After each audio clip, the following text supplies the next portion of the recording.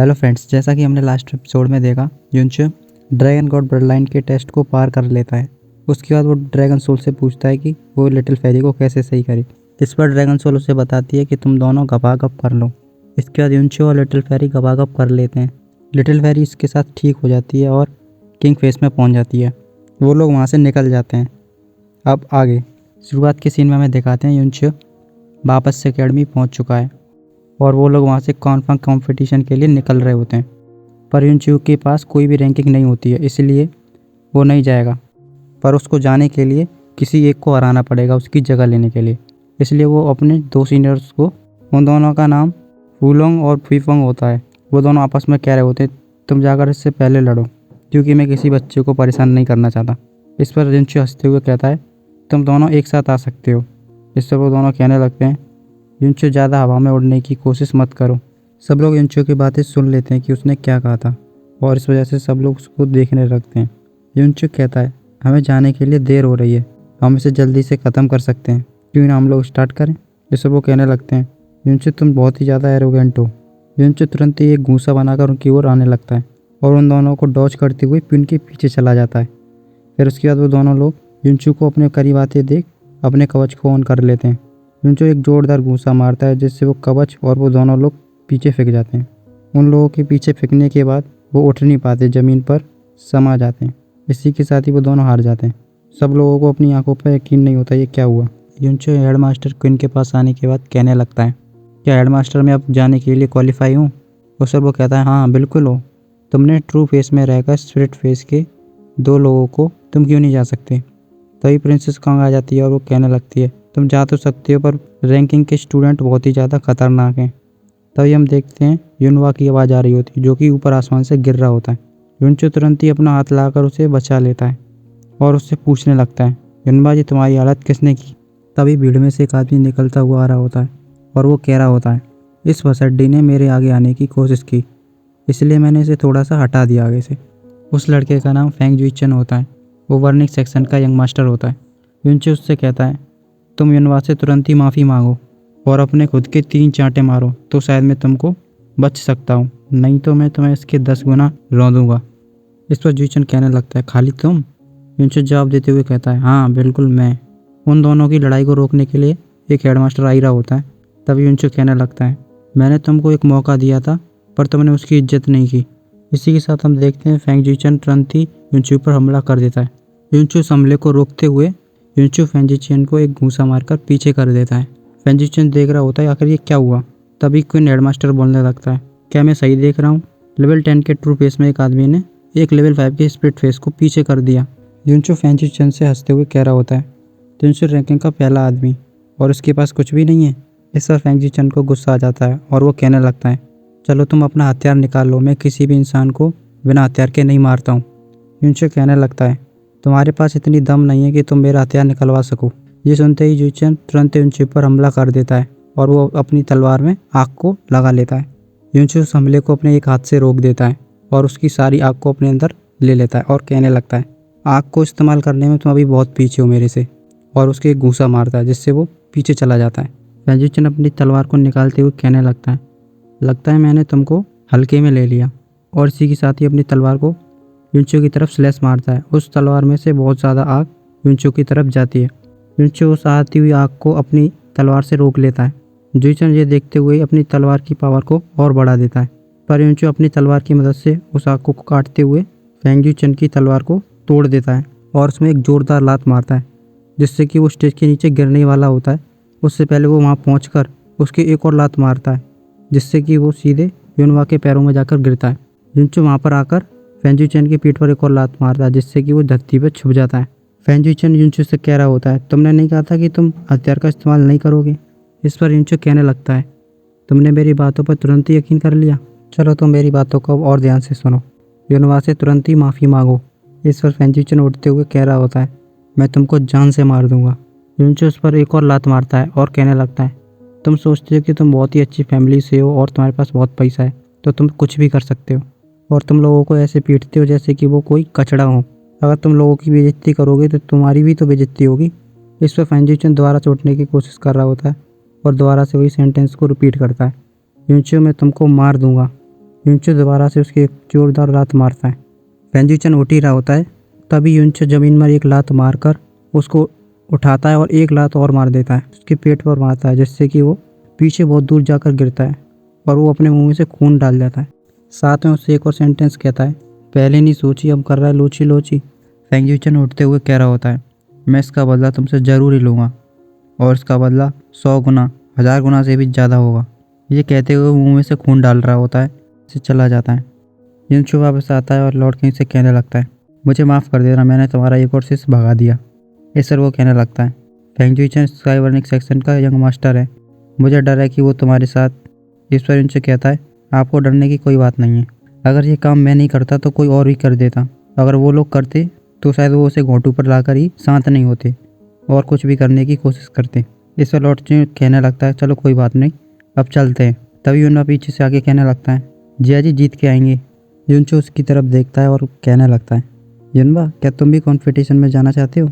तुम चिंता मत करो, कंपटीशन में तो मैं ही लड़ूंगा, तुम्हें तो कुछ नहीं करना है, और अगर तुम नहीं जाओगे हमें जो जगह मिली है वो ख़राब हो जाएगी। इस पर युनवा लॉर्ड किंग से पूछने लगता है, हेडमास्टर क्या मैं जा सकता हूँ?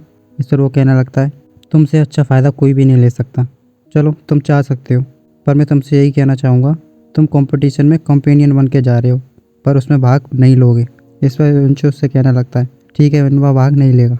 तभी प्रिंसेस कांग बोलने लगती है, जूनियर युन और युनवा बहुत ही क्लोज फ्रेंड हैं, अगर वो दोनों साथ जाएंगे तो इसमें कोई भी दिक्कत नहीं होगी। इस पर क्यों कहने लगता है, जब प्रिंसेस कहने लगी है तो मैं भी कुछ नहीं कहना चाहता, तुम जा सकते हो। फिर वो युनचो से कहने लगता है, मैं आशा करता हूँ कि तुम योर मैजेस्टी का सपना पूरा करोगे और टॉप 100 में आओगे। युनचो कहता है, मैं उनकी विश ज़रूर पूरी करूँगा। इसके बाद वो लोग जाने लगते हैं। युनचो प्रिंसेस कांग के साथ एक पंछी पर बैठा होता है और वो लोग वहाँ से जाने लगते हैं। दूसरे सीन में हमें तिनजुन माउंटेन दिखाया जाता है। उस माउंटेन के भीतर तिनजुन महल को भी दिखाया जाता है, जहाँ पर बहुत सारे लोग इकट्ठे हुए होते हैं। तभी हम आसमान में देखते हैं कि आगकार गोले में से कई तरह के उल्कापिंड निकल रहे होते हैं। उस आगकार गोले में से निकल रहे उल्कापिंड इंसान होते हैं, जो कि बर्निंग सेक्शन के होते हैं।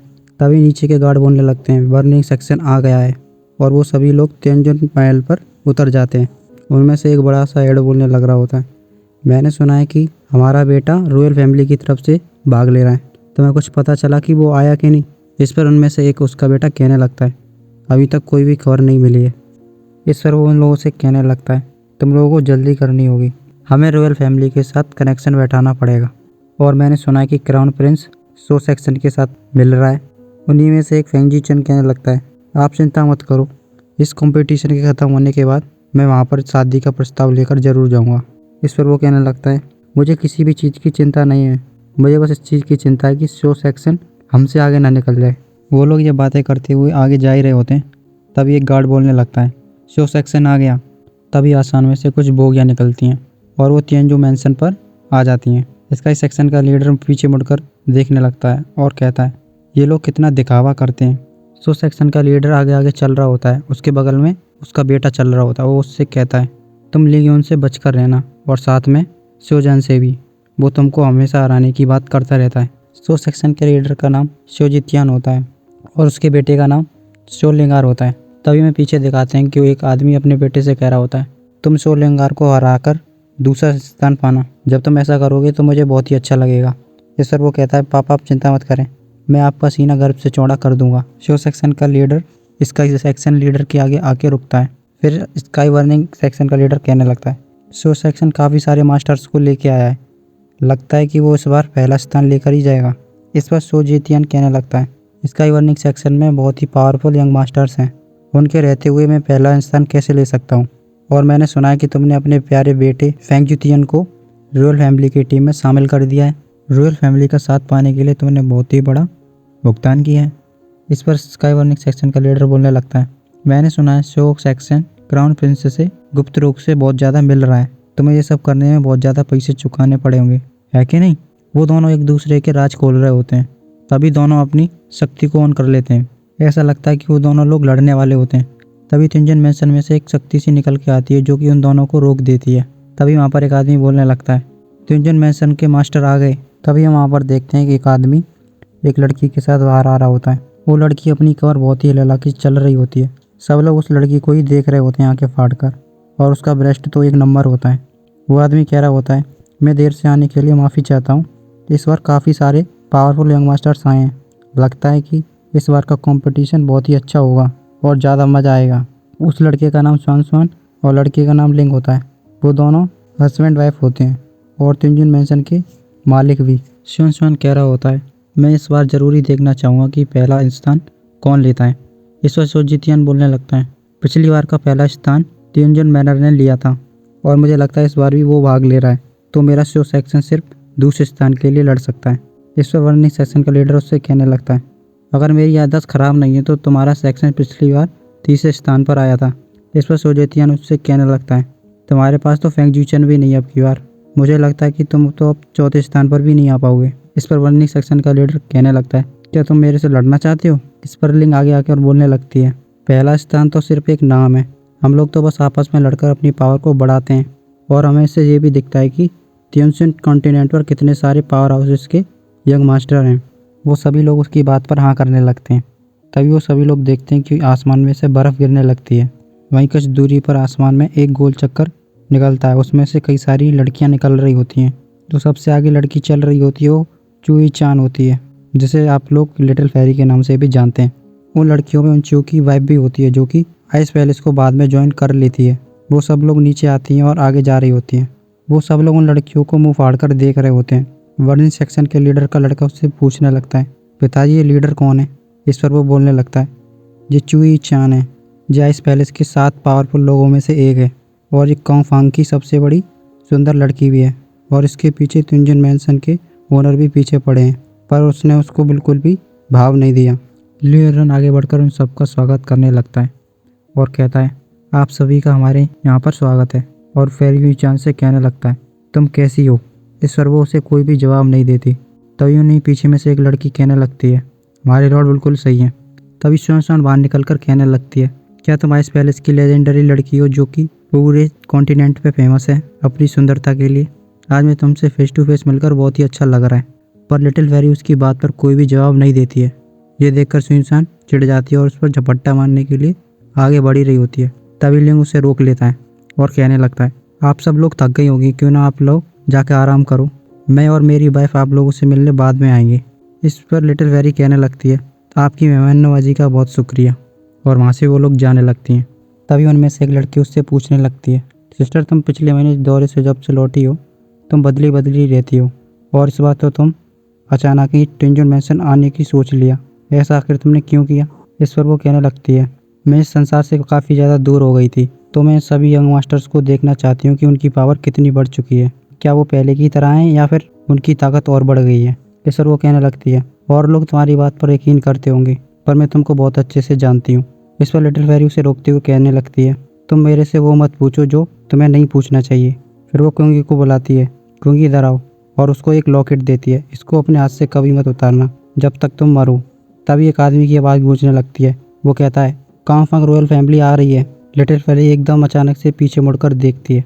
यूनचो एक पंछी पर बैठा हुआ प्रिंसेस कांग्यू के साथ नीचे आ रहा होता है और उसे अपना हाथ देकर नीचे उतारता है। ये सब देखते हुए फेंग जूचन कह रहा होता है, पता करो कि वो लड़का कौन है। और उसका बाप भी कहने लगता है, मुझे मेरा बेटा नहीं देखा, पता करो कि वो कहाँ पर है। एक लड़की कुंगी से कहने लग रही होती है जो कि कुंगी को श्योर ट्रैप्सर लेके आई होती है। तुम्हें ऐसा नहीं लगता कि ये हमें जाना पहचाना सा। कुंगी कहती है, हाँ तुम सही कह रही हो, ये मुझे जाना पहचाना सा तो लग रहा है, पर ये वो नहीं हो सकता। उसकी तो सारी मेरेडियंस टूटी हुई हैं और वो कल्टिवेट तो बिल्कुल भी नहीं कर सकता। तभी लिटिल फेरी उन लोगों से पूछने लग जाती है, क्या तुम इसको जानती हो। इस पर वो बताने लगती है, ये वही लड़का है जिसके साथ कुंगी की शादी होने वाली थी। ये सुनने के बाद लिटिल फेरी अपनी ऑरा को छोड़ देती है और सभी लोग उसी की तरफ देखने लग जाते हैं। लिंग उन्हीं की तरफ देख रहा होता है। वो देखता है कि लिटिल फेरी की नज़र यूनचो पर है। प्रिंसेस कांग आगे निकलकर कहने लगती है, रॉयल फैमिली की तरफ से यूनचो लड़ेगा। इस पर वो कहने लगता है, मुझे लगता है ये लड़का काफ़ी मजबूत है क्योंकि इसने आइस पैलेस की लड़कियों का ध्यान अपनी ओर करवाया। प्रिंसेस उससे धन्यवाद करने लगती है और कहती है, हमारी रॉयल फैमिली इस कंपटीशन को जीतने आई है। लिंग आगे बढ़ के सभी से कहने लगता है, आप सब लोग थक गए होंगे, आप लोगों के लिए कमरे तैयार किए हैं, आप उनमें जाकर आराम करें। जब कंपटीशन स्टार्ट होगा तब आप अपनी ताकत दिखा सकते हैं। फिर दूसरे सीन में हमें दिखाते हैं कि रात हो चुकी होती है। प्रिंसेस कांगू अपने एक कमरे में बैठी होती है एक कुर्सी पर, जो कि सोने की अवस्था में बैठी होती है। तभी गेट पर खटखट होती है। वो यूनचो होता है और बोलता है, सीनियर सिस्टर ये मैं हूँ। वो जाकर वो गेट खोलती है। युनचू भीतर आ जाता है और गेट को लगा देता है। वो उससे कहने लगता है, मैं रास्ते में तुमको एक बहुत ही ज़रूरी बात बताना चाहता था पर बता नहीं पाया। इस पर वो कहने लगती है, क्या क्या ज़रूरी बात थी। इस पर युनचू उसके गालों को पकड़कर उसके ओठों पर चुमा दे देता है। ये बहन का लैंड थरकी है। प्रिंसेस कांग उसे अपने कमरे से बाहर निकाल देती है और कहती है, कल बात करते हैं। जब तुम अपना स्थान टॉप 100 में लेके आओगे तब उसके बाद बात करते हैं। इस पर युनचू कहने लगता है, ठीक है, तुम अपनी बात को याद रखना। अगले सीन में हमें स्वॉर्ड अरीना दिखाई जाती है। वहाँ पर बहुत सारे लोग आ रखे होते हैं। वहाँ पर एक कमेंटेटर होता है जो कि बोल रहा होता है, आप सभी का इस कंपटीशन में आने के लिए शुक्रिया और इस कंपटीशन को देखने के लिए 300 कंटेंट के 4 लॉर्ड में से एक लिंग लॉर्ड इस कंपटीशन को देखने आए हैं। इसके बाद सभी लोग उस लिंग लॉर्ड को देखने लग जाते हैं। फिर हमें जुनचन दिखाया जाता है जो कि कह रहा होता है, युनचू तुम बहुत जल्दी मरने वाले हो। युनवा युनचू से पूछ रहा होता है कि तिनवु स्वॉर्ड रीजन क्या है। इस पर युनचू से बताने लगता है, ये जगह 300 प्लेस से भी ज़्यादा ताकतवर है। फिर वो आदमी बताने लगता है कि पहले वाले स्थान को क्या मिलेगा। वो बताता है कि पहले वाले स्थान को एक ड्रैगन आर्मर मिलेगा। ये सुनते ही सब लोग उछलने लगते हैं। तभी वहीं पर एक आदमी सोच रहा होता है, फर्स्ट तो हमारा ही लड़का आएगा, तुम लोग तो वैसे ही पागल हुए जा रहे हो। इसी के साथ ये एपिसोड खत्म हो जाता है। मिलता है अगले एपिसोड में।